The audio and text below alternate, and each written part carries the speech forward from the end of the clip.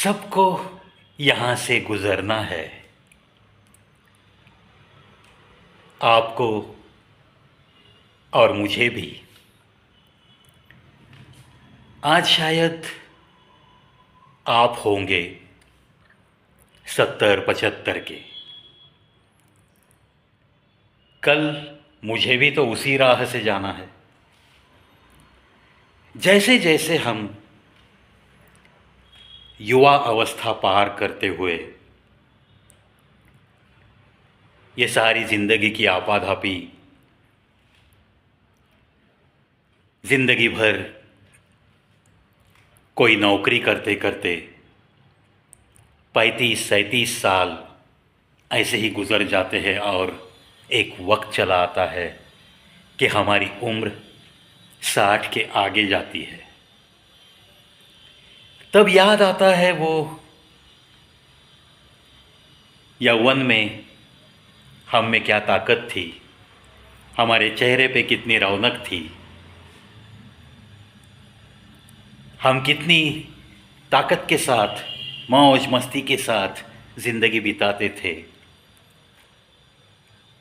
जब 60 के ऊपर हो जाते हैं, जब 65 के ऊपर हो जाते हैं, तब जाके आहिस्ता आहिस्ता आपके दिल में ये ज़रूर महसूस होने लगता है कि अब अपनी ताकत थोड़ी कम हो गई है। अब कुछ न कुछ उम्र के हिसाब से चेहरा भी कुछ अलग सा दिख रहा है। अपनी त्वचा का जो भी एक रंग था वो भी थोड़ा सा फीका फीका सा दिखने लगता है।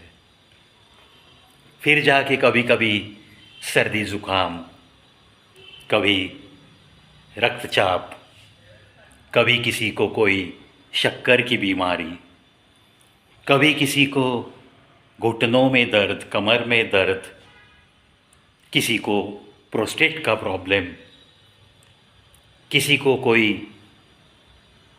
गिडीनेस रहने का प्रॉब्लम, किसी को अल्जाइमर। बहुत सारी ये बीमारियां आहिस्ता आहिस्ता जैसे जैसे हमारी उम्र बढ़ती रहती है वैसे वैसे हमारे करीब आने के लिए कोई ना कोई बीमारी बेताब सी रहती है। ये सारा कुदरत का खेल है दोस्तों। इसमें कोई भी बुरा लग के लेना ऐसी कोई बात तो नहीं है। इसीलिए मैंने शुरुआत की है, हर किसी को इसी रास्ते से जाना है। जब कोई ज़िंदगी भर किसी की मदद लिए बगैर बहुत कड़क सा स्वभाव लेकर बहुत ही डिसिप्लिन्ड मैन की एक इमेज रखते हुए ज़िंदगी जीने की कोशिश करते रहता है, उसकी जब ये उम्र बढ़ती है, जब उसके घुटने आवाज़ करने लगते हैं, कमर में दर्द बढ़ने लगता है, और अगर वो खुद की ऐसी शिस्तप्रियता के कारण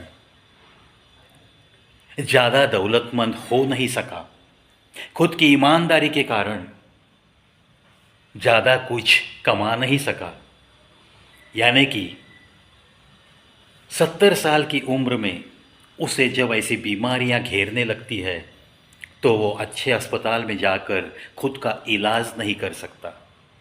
ऐसी नौबत जिस भी शख्स पे आती है वो देखने के बाद हमारी भी आंखों में आंसू आते हैं। हाँ, आजकल वैसे सरकार भी बहुत कुछ कर रही है सीनियर सिटीजन्स के लिए। 5 लाख तक का आयुष्मान कार्ड है।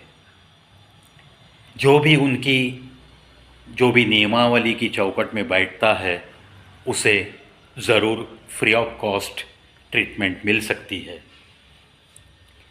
नहीं तो जिसके पास अमीरी है, पैसा है, दौलत है, और उसके अगर समझो कि घुटनों में दर्द है, वो तो अच्छे अस्पताल में जाके जो भी एडवाइस देंगे डॉक्टर लोग, अगर नी रिप्लेसमेंट का एडवाइस मिला तो उसके पास तो दौलत है, वो अच्छी तरह से सर्जरी करके उस वेदना से मुक्ति पाकर एक अच्छी ज़िंदगी जीने की ज़रूर कोशिश करेगा। लेकिन जो गरीब है, असहाय है, जिनके पास ज़्यादा पैसा नहीं है, उन्हें अगर एक एक करके बीमारियां घेरने लगी 65 की उम्र के बाद, तो उनके चेहरे की रौनक भी चली जाती है। और अगर कमर और घुटने ये आवाज़ करने लगे, तो उसे हाथ में एक स्टिक लेकर चलना पड़ेगा। तकलीफ़ें उठानी पड़ती है जो लोग गरीब है उन्हें। एक तो इलाज नहीं कर सकते मल्टी स्पेशलिटी हॉस्पिटल में, जाना पड़ेगा तो सरकारी अस्पताल में जाना पड़ेगा। वहाँ की सुविधाएं कैसी है यह आप सबको पता है। तो उसके सामने सिर्फ एक दो ऑप्शन रहते हैं। एक तो सहते रहो और जितनी मिलती है ज़िंदगी उतनी ऐसे ही जीते रहो, या फिर जो भी सरकारी सुविधा मिल रही है उसमें अगर हम बैठते हैं तो इलाज की कोशिश करो, नहीं तो सिर्फ मौत का इंतज़ार करते हुए। कितनी बार तो बैठते उठते ऐसे कहते हुए देखा है मैंने कुछ सीनियर लोगों को, 75 के बाद के गरीब लोगों को, चल भगवान अब बहुत हो गया, उठा ले, अब जी नहीं लगता। ये सारी तकलीफ़ें जो तूने दी है वो सहने के परे है, मैं सह नहीं सकूँगा अभी। लेकिन अगर किसी की ऐसी प्रार्थना के बाद किसी को मौत अगर आती तो कितना अच्छा होता ना। वो भगवान किसी की ऐसी बातें तो नहीं सुनता। जितना कुछ अपनी ज़िंदगी में लिखा है, जितनी तकलीफ़ें, जितनी परेशानियां उठानी है, उतनी तो उठाकर ही बाद में हमारी यहाँ से मुक्ति है। ऐसा जो बुज़ुर्ग लोग कहते हैं, जो आध्यात्मिक लोग होते हैं, वो तो बिल्कुल ऐसे ही समझाते हैं, हर किसी को समझाते हैं। ना आना हमारे हाथ में है, ना जाना हमारे हाथ में है। बस इस आने और जाने के बीच में जो कुछ है, उस ज़िंदगी को आकार देना, उस ज़िंदगी को कैसे जीना है, ये तय करना लेकिन अपने हाथ में ज़रूर है। और इसीलिए जब हम आते हैं और चले जाते हैं, इसके बीच में अगर खुद का ख्याल रखते हुए और ज़िंदगी के कुछ अच्छे अच्छे नियमों का पालन करते हुए जो भी ज़िंदगी गुजारते रहता है, उसी को इस 65 के बाद की उम्र में ज़्यादा तकलीफ़ें, ज़्यादा परेशानियां उठानी नहीं पड़ती। ये भी तो एक सच्चाई अक्सर समाज में दिखती है। कुछ लोग ऐसे दिखते हैं जो कि 80 की उम्र में भी बढ़िया तबीयत लेकर वो चलते रहते हैं। ना उन्हें कोई टैबलेट होती है और ना ही उन्हें कोई बीमारी होती है। ऐसे लोगों को तो बस हम नसीब वाले कहेंगे, क्योंकि 70 के बाद अगर कोई अपनी तबीयत इतनी अच्छी रख सकता है, अगर हम एग्ज़ाम्पल देना चाहेंगे तो अपने अमिताभ जी है, जितेंद्र जी है, धर्म पाजी भी है। अगर उनकी उम्र का हिसाब लगाएंगे, हीरोइन में अगर आप देखोगे तो वहीदा रहमान जी है, वैजयंती माला जी, शी हैज़ क्रॉस्ड 90, लेकिन उनकी चुस्ती आज भी ज़्यादा कम नहीं हुई। वो लोग अभी भी खुद के बलबूते पे बिना स्टिक के चलते हैं, फिरते हैं, घूमते हैं, कुछ काम करते हैं। तो ये होता है नसीब वालों की बात। और उन्होंने जो कुछ भी कष्ट लिए है जवानी में, जो कुछ भी एक्सरसाइज उन्होंने अपनी तन बदन को दिया है, वो भी बहुत मायने रखती है चीज़ें। चलो, जब तक अपने हाथ पैर हिलते हैं, हमारी सूझबूझ जिंदा है, तब तक ही अलविदा कहने का मौका आने दे है भगवान। ऐसी प्रार्थना करने में तो क्या हर्ज है। वो प्रार्थना मंजूर होगी या नहीं होगी, ये तो सारा बंद मुट्ठी का खेल है। किसी की ऐसी मुझे अब मौत चाहिए ऐसी प्रार्थना नहीं मंजूर होती। हाँ, ज़्यादा उम्र होने के बाद कुछ लोगों ने अन्न त्याग दिया है और मौत को गले लगाने के लिए खुद होके तैयार हो गए हैं। ऐसे बहुत सारे उदाहरण हैं।